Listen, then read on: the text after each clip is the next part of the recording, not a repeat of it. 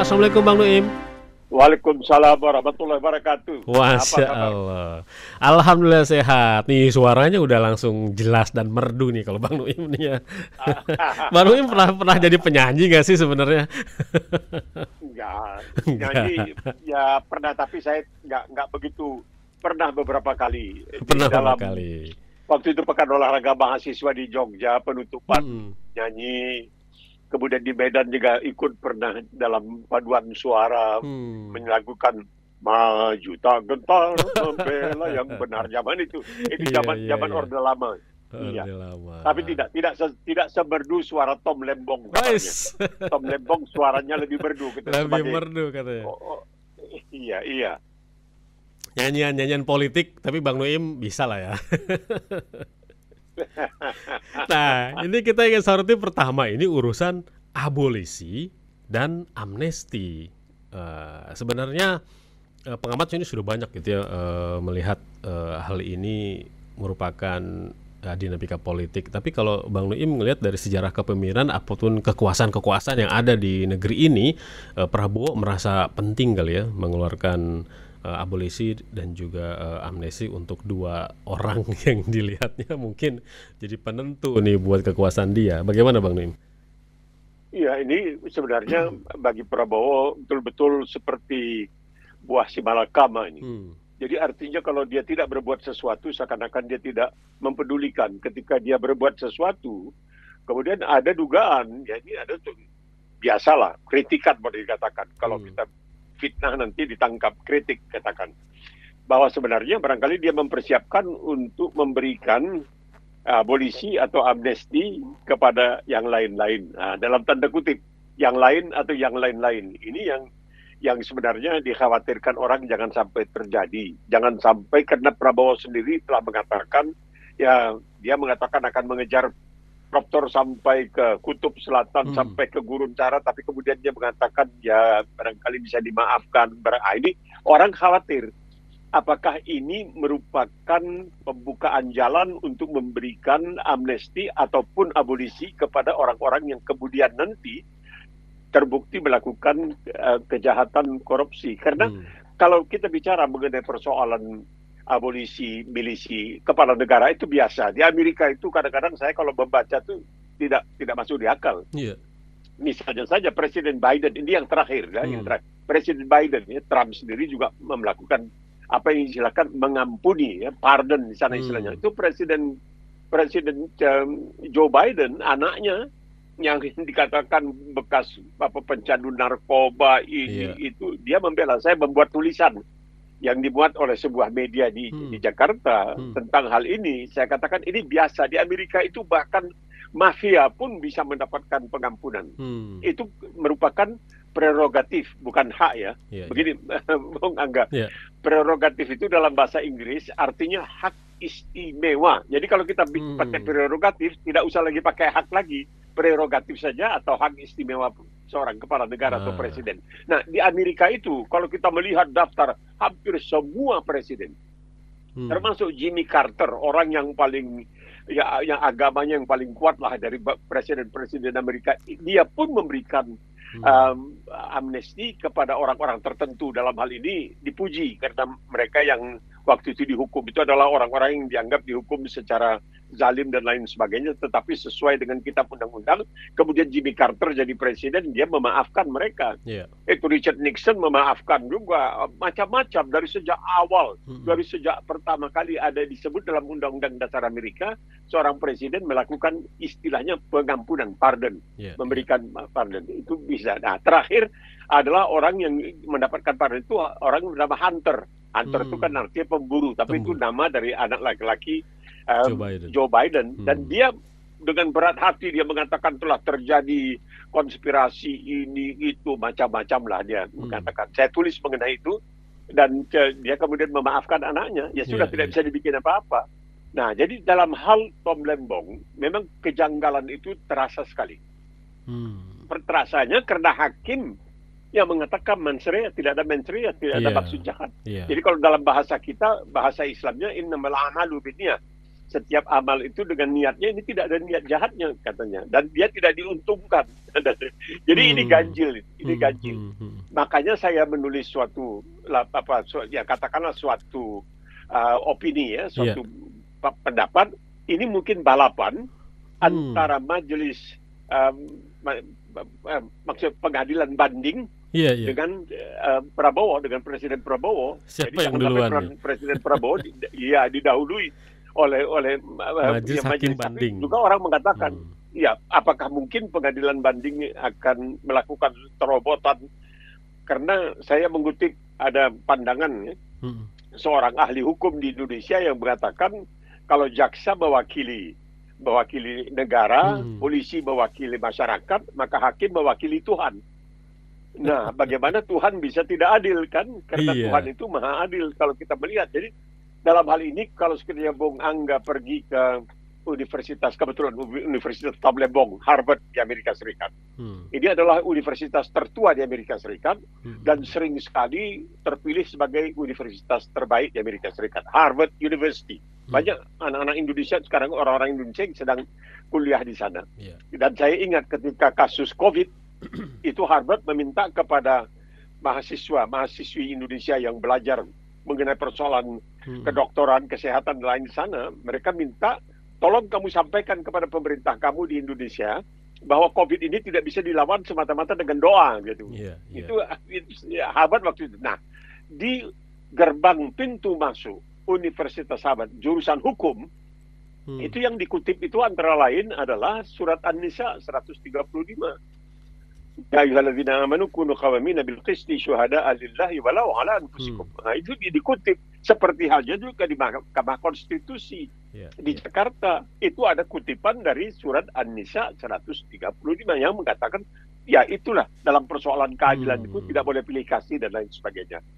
Nah, jadi kita lihat yang terjadi sekarang ini. Apakah ini kemudian akan ditindaklanjuti dengan barangkali keputusan abolisi atau amnesti? Kalau abolisi itu besar sekali itu, karena berarti tidak ada perkara. Nihilo contendere, tidak ada sama sekali perkara. Kalau amnesti, udahlah, kau bersalah. Ya, kamu bersalah, kamu diampuni. Tapi kalau abolisi itu kan tidak ada kesalahannya. Nah, ini yang menarik. Ya, tapi dalam hal ini kebanyakan orang seperti misalnya Mahfud Mahidin Muhammad Mahfud Mahidin, Mahfud MD, itu betul-betul dia, saya lihat sangat bersemangat untuk mengatakan ini salah, ini pelanggaran hukum sebenarnya. Jadi bagaimana mungkin ini bisa terjadi? Tetapi itulah yang terjadi. Karena saya pernah bicara dengan seorang ketua Mahkamah Agung, Bustanil Arifin kalau saya tidak salah namanya. Lalu dia mengatakan, saya mau menantang Pak Noim ini. Apakah kami katanya sudah sesuai dengan hukum Islam atau tidak? Kan kami katanya melakukan hukuman terhadap yang salah, yang terbukti bersalah. Itu kami melakukan. Kan itu yang dituntut oleh Islam. Ya saya bilang itu, tapi kan pertimbangannya lain lagi karena sistem juri yang berlaku di Australia yang selalu dikatakan ini adalah sistem yang betul-betul mencerminkan rasa keadilan masyarakat. Saya juga menulis mengenai ini dan dimuat oleh sebuah media di Jakarta bahwa sistem juri 12 orang awam sama sekali yang tidak tahu boleh dikatakan hukum. Ya, anggota masyarakat biasa. Itu nanti dipilih untuk menjadi juri. Mereka mendengarkan argumentasi antara pembela dengan jaksa. Nah, terus mereka memutuskan bersalah atau tidak, seperti kasus yang berlangsung di Australia baru-baru ini soal peracunan dengan makanan yang terbuat dari jamur ya oleh seorang perempuan yang sakit hati mungkin karena diceraikan oleh suaminya dan lain sebagainya, maka dia beracun. Bukan suaminya tidak sempat diracun, tapi bekas mertuanya diracun, bekas kakak iparnya diracun, tewas 3 orang, 1 orang selamat. Nah, itu yang menentukan salah atau tidak adalah 12 orang awam, anggota masyarakat biasa, mendengarkan argumentasi perdebatan antara pembela dan pendakwa, antara jaksa dan advokat, kemudian mereka memutuskan bersalah. Jadi kalau sudah ditentukan bersalah oleh Dewan Juri, itu tidak bisa lagi, ya bisa, ada banding tentunya ada kan, tapi kalau banding itu tidak pakai Dewan Juri. Banding itu akan mencari kesalahan-kesalahan teknis. Jadi inilah keadilan ini susah sekali. Ternyata bahwa sistem dewan juri itu asal usulnya dari khilafah. Tapi di situ di khilafah itu menggunakan bukan hanya satu hakim, tetapi penasehat-penasehat alim ulama lain. Jadi orang-orang yang punya pengetahuan tentang persoalan hukum. Itu mereka yang membantu hakim untuk mengatakan, ya ini kamu boleh bilang bersalah atau tidak bersalah dan lain sebagainya. Jadi ini menarik sekali sebenarnya kasus ini. Kemudian dalam persoalan Tom Lembong, karena dia ada macam-macam dugaan, mungkin dia tidak disukai karena dia sempat berpihak kepada seorang yang bernama Anies Baswedan. Seperti saya pernah mengatakan sebelumnya bahwa dosa terbesar Anies Baswedan, ini dosa terbesar, dosa tidak berampun, adalah mengalahkan Ahok sebagai gubernur. Ini karena sudah dikerahkan pada waktu zaman Jokowi itu, ceritanya dikerahkan semua jajaran. Dan ini kemudian juga diamini oleh Yusuf Kala yang mengatakan dosa terbesar Anies Baswedan adalah mengalahkan Ahok. Dan kalau kita percaya kepada orang-orang tertentu di dalam KPK seperti Saud Situmorang yang non-Muslim, dia mengatakan berapa kali, belasan kali dipanggil untuk mengkriminalisasi Anies, tapi dia menolak dan dia mengatakan tidak bisa karena tidak ada bukti dan lain sebagainya. Akhirnya jalan pintas, ya begitulah.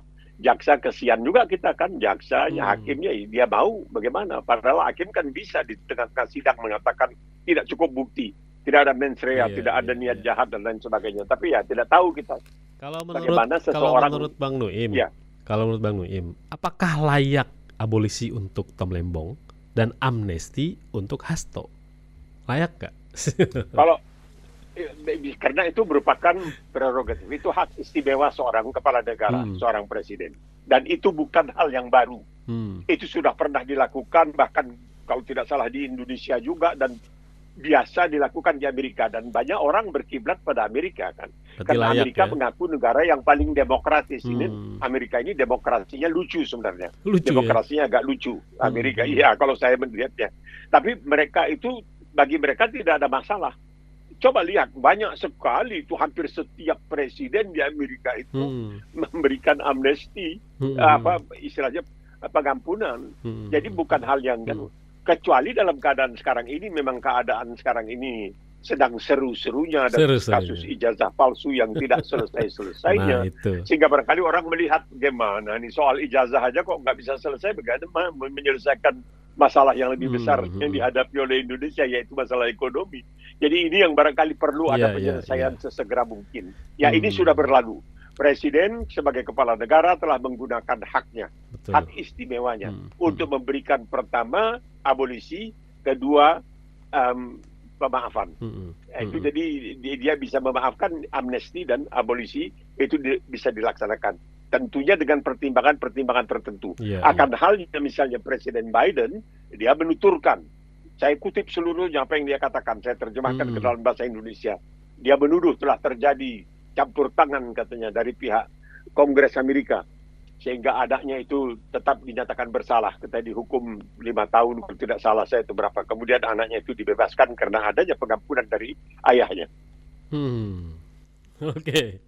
Terlihat di sini Presiden ingin menyelesaikan konflik ya Bang Nuim, menyelesaikan konflik, lalu juga menyelesaikan dan mengatasi masalah-masalah politik. Ini langkah yang menurut Bang Nuim apakah tepat Bang Nuim? Ya ini dia masalahnya tuh, orang kemudian khawatir. Apakah kemudian dengan ini akan ada abolisi dan amnesti berikutnya? Nah, yang ini dikhawatirkan. Ini dikhawatirkan pada ada yang mengatakan kenapa tidak ditunggu sampai pengadilan banding memutuskan. Nah, tapi dikhawatirkan karena begini, di negara tercinta kita di Indonesia yang selalu digembar-gemborkan sebagai kita negara hukum. Kalau saya dulu bicara dengan Profesor Said Tapi, dia selalu mengatakan, dia ketawa, ini negara hukuman bukan negara hukum. Itu dia negara mengatakan. Hukuman. Ya. Nah, iya. Kalau kita menunggu sampai ini diputuskan oleh pengadilan, apakah ini kemudian tidak akan menjadi suatu tradisi? Itu yang dikhawatirkan. Jadi dalam tanda kutip penyalahgunaan atau pengambilan keputusan yang secara pada akal sehat keliru dan sebagainya. Apakah tidak seharusnya diserahkan saja kepada pengadilan begitu? Tetapi ini ada balapan ya. Balapan siapa? Bagaimanapun, ya Prabowo ingin mengembalikan marwah keadilan, bukan pengadilan ini. Pengadilan sudah selesai karena hakimnya sendiri ya kalang kabut sebenarnya dalam memberikan putusan dan sebagainya. Jadi makanya saya katakan telah timbul balapan antara kepala negara dengan pengadilan banding. Kepala negara mendahului dengan lebih mudah karena dengan tentunya juga ya dengan persetujuan DPR. Ini biasanya itu tidak pakai persetujuan DPR. Kalau di Amerika itu hanya presiden yang eksekutif. Jadi sebagai suatu keputusan kepresidenan begitu tidak. Tapi Jokowi ingin untuk memberikan bobot yang lebih keras, yang kepada keputusannya itu, maka dia meminta kepada DPR. Ya kita tahu lah, DPR waktu misalnya di zaman Jokowi melakukan visi undang-undang KPK berapa ratus itu, berapa ratus orang-orang yang disebutkan yang cerdik pandai, yang bijaksana, para akademisi dan sebagainya memohon jangan, tapi Jokowi senyum saja di situ tanda tangan selesai persoalan, maka terjadilah perubahan-perubahan yang sangat merugikan. Karena kita juga susah, Bung Angga, kita susah. Kita mengetahui ketika itu masih independen, berdikari, KPK, tidak bukan sebagai aparatur sipil negara. Itu kalau ada orang-orang keras seperti ya Novel Baswedan misalnya, itu dicap Taliban. Nggak tahu kenapa kita punya antipati terhadap keadilan itu kalau dilaksanakan. Kalau ada orang yang benar itu keadilan. Gitu ya. Iya. Jadi barangkali hakim yang pernah memutus atau qadi ya istilahnya, kalau di Indonesia qadi itu yang menikahkan hal ini. Kalau di sana itu qadi itu adalah hakim ya. Hakim yang memutuskan kasus Sayyidina Ali bin Abi Thalib radhiyallahu anhu yang memenangkan lawannya orang Yahudi. Ya, itu barangkali akan disebut Taliban juga itu. Padahal dia memenangkan. Ya, ini kan ini bukan sepupu dan menantu Rasulullah. Tapi karena dianggap bahwa si orang Yahudi tadi benar, ya hakim mengatakan yang benar adalah benar. Al-haqqu haqqu. Al-batil. Tapi kita diminta, ya Allah, ya tunjukin aku untuk mengetahui yang hak itu dan melakukannya, yang batil supaya aku bisa menghindarinya. Tapi disebut Taliban. Baik. Bang Nuim, dari urusan amnesti dan abolisi kita ke perihal lain nih Bang Nuim.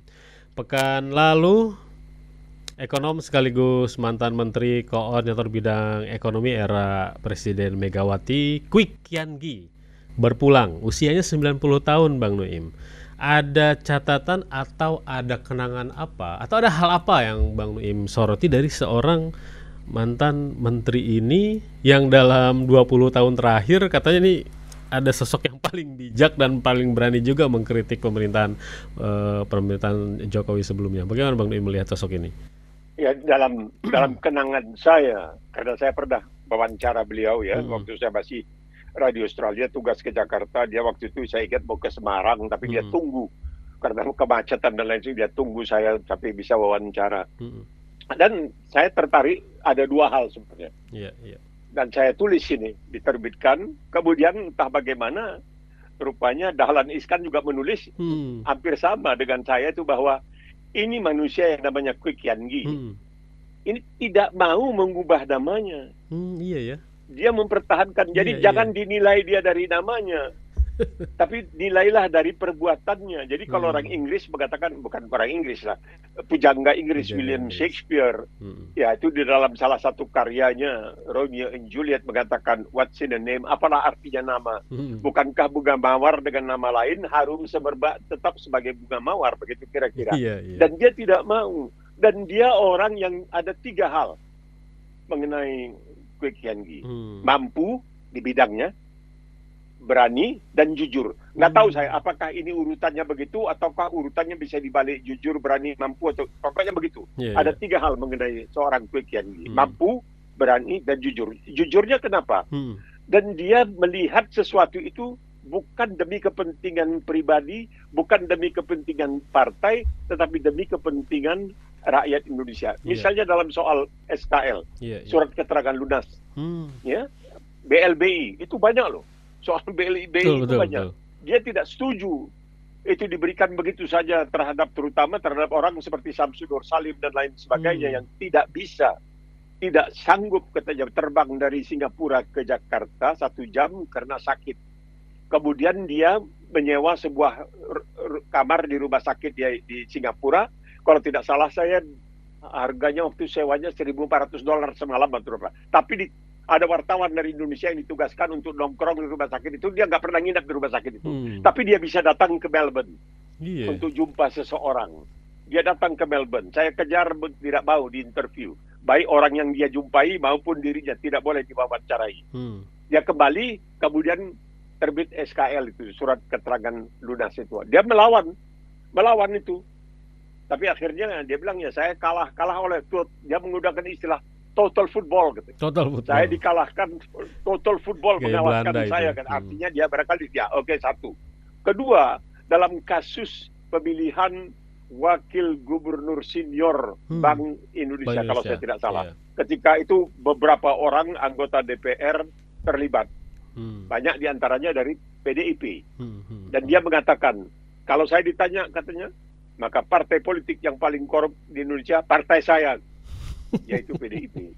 Saudara lihat katanya, tahun 90-an mereka waktu jadi anggota DPR miskin-miskin. Sekarang wah mewah-mewah. Jadi dia ini orang yang berani mengatakan hal yang seperti itu dan tidak ditegur. Dia nggak tahu ya kalau secara barangkali tidak resmi diam-diam dipanggil ditegur mungkin. Jadi orang yang seperti ini langka. Dia mengatakan kulul haqqa walau kana murad. Katakan yang pahit biarpun katakan kebenaran biarpun pahitnya seperti mur, seperti jadam. Katakan. Karena dalam persoalan ini tidak boleh disembunyikan. Ya ayyuhalladzina amanu kunu qawamina bil qisti syuhada'a lillahi walau ala anfusikum. Bahkan terhadap diri kamu sendiri. Di sinilah kehebatan seorang Kwee Kian Gi. Kita menantikan tampilnya Kwee Kian Gi lainnya. Ini kalau kita lihat juga ini kan salah satu tokoh ekonomi yang aktif juga menulis buku. Ada buku Ekonomi Indonesia dalam Krisis dan Transisi Politik. Tapi yang menarik ini ada buku yang beliau tulis ini, Pikiran yang Terkorupsi. Bagaimana beliau ini memotret gitu ya masalah korupsi ini gitu ya, itu betul-betul menjatuhkan sebuah bangsa dan sudah masuk ke seluruh bidang di negeri ini, bukan hanya praktek-prakteknya di beberapa lembaga, tapi di pikiran-pikiran orangnya gitu. Makanya pikiran terkorupsi ini berbahaya sekali. Ini buku yang cukup menarik juga di Bang Nuim. Beliau juga menulis banyak buku-buku lain gitu ya. Tapi begini masalahnya, kalau dia tidak korupsi, dia dianggap bodoh.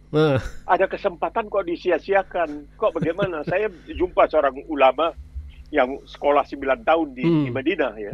Dia dari Medan, jumpa bicara dan sebagainya. Dia mengatakan begini Bang, katanya. Mereka itu diberikan semacam masukan, bodoh kali kamu, ada kesempatan nggak dimanfaatkan. Tahu nggak korupsi, orang lain korupsi. Harusnya bilang ya biar aja orang lain. Kalau orang lain masuk neraka, apa aku ikut masuk neraka? Kan tidak begitu. Nah masalahnya bagaimana bisa betul-betul bersikap tegas. Kenapa misalnya di Australia ini bisa? Kita lihat ketika misalnya waktu itu John Howard tahun 1996 jadi Perdana Menteri terpilih di luar dugaan semua orang. Maka di situ Menteri Ekonominya yang disebutkan bendahara negara, treasurer, itu seorang Tim Costello. Dia bukan seorang ekonom sebenarnya. Dia lebih tapi begitulah. Mereka langsung bersepakat kita akan menyelesaikan hutang pemerintah, hutang negara. Langsung. Dan itu selesai, hutang itu begitu selesai. Dan tidak kelihatan pernah adanya korupsi. Sekitar begini. Menariknya itu setiap anggota DPR di Australia, anggota parlemen. Kalau dia kebetulan akan melakukan kunjungan dinas. Dan ternyata pada akhir kunjungan dinas itu uang jalan yang diberikan itu berlebih. Dan dia kembalikan, wah itu bisa disoroti. Kenapa pada awal dia minta begitu banyak? Nah itu sudah itu. Karena apa? Selalu dikatakan uang yang kamu korup itu bukan uang negara, bukan uang pemerintah, tapi uang pembayar pajak. Pembayar pajak itu adalah rakyat. Itu uang rakyat. Itu ada satu kasus begini, kecil aja, kasusnya kecil. Ini seorang pengusaha. Dia kemudian masuk ke politik, dan begitu dia menjadi anggota DPR dan dia diangkat jadi menteri, dia lepaskan semua jabatannya kepada adiknya sebagai pengusaha. Rupanya mereka sedang ingin membangun sebuah pusat pertokoan di negara bagian, kalau tidak salah, Australia Barat. Tapi tidak juga keluar IMB-nya karena ada masalah. Kemudian adiknya menelpon dia, mengatakan, "Bang, ini bagaimana nih, kok izin IMB, izin mendirikan bangunan kita belum keluar juga, begini. Nah, si abang ini yang kebetulan adalah menteri, mengatakan, "Udah, nanti aku telepon Kota Praja di sana." Dia telepon Kota Praja di negara bagian Australia Barat. Lalu yang menjawab telepon itu seorang rupanya ya pegawai biasa. Ini siapa? Oh, nama saya ini, saya menteri ini. Dia langsung tutup. Dia panggil, dia bilang kepada media, "Wah, tadi menteri ini telepon saya, mungkin ini karena soal IMB." Dan langsung itu orang dicopot dari jabatannya. Iya. Ya, tidak bisa. Itu jadi disinilah masalah keberanian dan kejujuran itu. Kalau kejujuran itu tidak berani ditegakkan dan orang mengatakan kamu bodoh. Jadi begini, sebenarnya ini soal korupsi ini sudah sejak kapan-kapan. Kalau Angga pernah dengar lagu, ada lagu oleh apa itu yang menunjukkan Minal Aidin wal Faizin. Iya, itu lagu lama tuh tahun 50-an. Lama, iya. Itu di akhirnya ada itu. Korupsi jangan lakukan lagi. Itu tahun 50-an sudah ada. Nah, yang menariknya begini. Ketika almarhum mantan wakil presiden Muhammad Hatta, Allah yarhamu, meninggal dunia, itu ketika diperiksa dari buku-buku yang ada di perpustakaan dia, ya simpanan dia, koleksi dia, itu ada guntingan sorot kabar, ceritanya ya, guntingan sorot kabar berupa iklan sepatu Bali buatan Switzerland. Rupanya beliau kepingin sekali tapi tidak sanggup beli. Ya, itu satu, Hatta ya, tidak sanggup beli. Kedua, saya waktu itu tugas saya membujuk Nasution, Jenderal Abdul Haris Nasution, Allah yarhamu, untuk mau menerima saya untuk wawancara. Nah, waktu saya datang ke rumah di Jalan Teguh Umar, dia bilang, "Kau tunggu sebentar ya, cara Medan, aku mau campur obat ini." Saya lupa, kenapa nggak beli obat yang udah dicampur? Wah, mana kuat aku, katanya. Pensiun aku berapa? Kata, obat begitu mahal. Kau pikir rumah ini aku punya? Bukan, ini rumah ini istri aku punya. Bapaknya yang belikan, kasihan dia lihat anaknya nggak punya rumah. Nah, inilah. Saya lihat pakai kaus yang buatan Hong Kong, pakai sandal murahan. Saya pikir, aduh, kok begitu? Tapi dia nyaman. Dia mengatakan dirinya nyaman.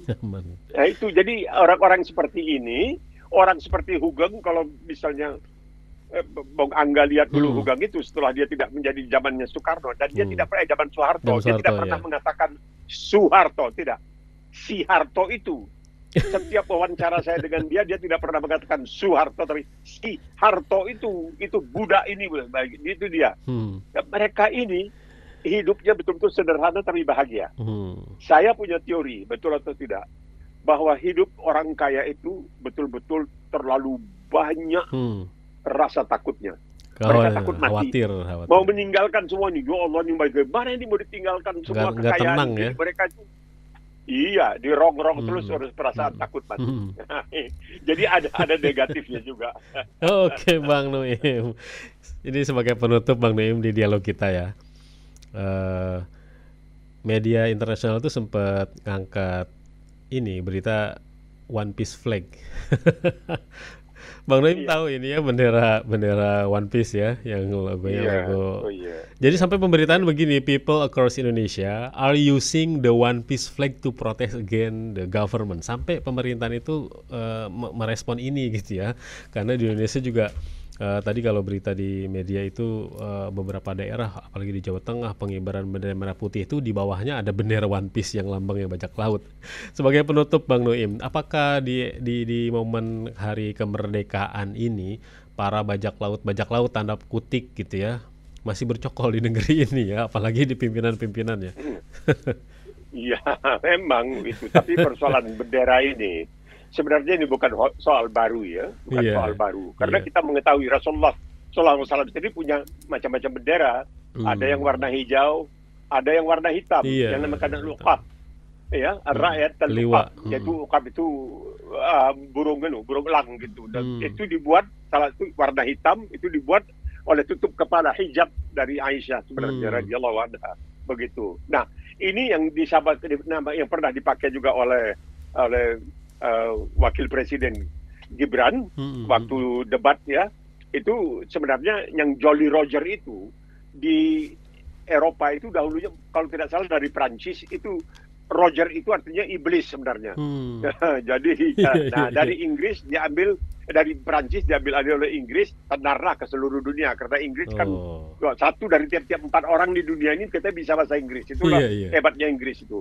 Nah, Jolly Roger ini kemudian dipakai karena ada iblisnya di situ, ada jin jahatnya, jin afritnya di situ, maka itu dipakai kata untuk bajak laut, untuk menggambarkan dari tulang dan tengkorak dan lain sebagainya. Gitu, menarik.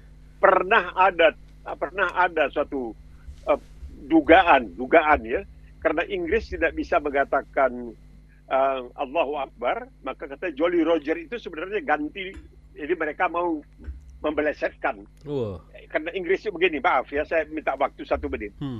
Ketika tembakau dibawa dari Amerika ke Eropa, itu tembakau itu kan asalnya di Amerika, itu yang menyebarluaskannya adalah Inggris, sehingga orang-orang merokok, tapi dengan cara yang beda ya, dengan pipa dan lain sebagainya. Ketika tembakau ternyata berbahaya untuk kesehatan, maka Inggris putar balik.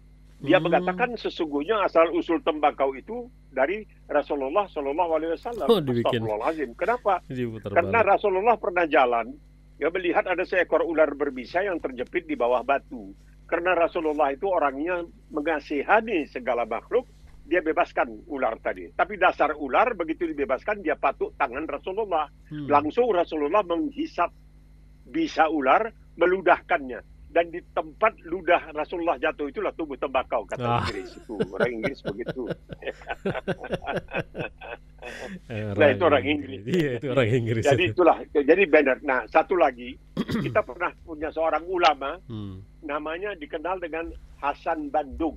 Nama dia Hasan Bandung. Orang Bandung kalau ini? Salah dia orang mungkin dia dulu kabarnya asalnya dari Singapura atau mana, tapi dikenal dengan Hasan Bandung alias Muhammad Hasan, tapi dikenal sebagai Hasan Bandung. Dia pernah mengatakan, sesungguhnya hukumnya bahaya itu bagi seorang Muslim yang menghormati bendera. Dia mengatakan dia lebih keras dari itu. Ini saya dia lebih keras dari itu. Dia mengatakan bahaya itu bagi seorang Muslim. Nah, tapi itulah.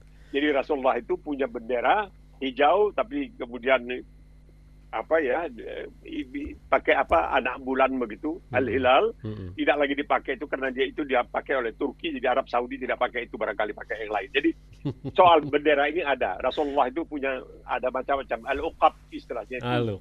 Juga ada yang warna putih, ya, ada warna putih, ada warna hitam, ada juga kabarnya warna merah, ya.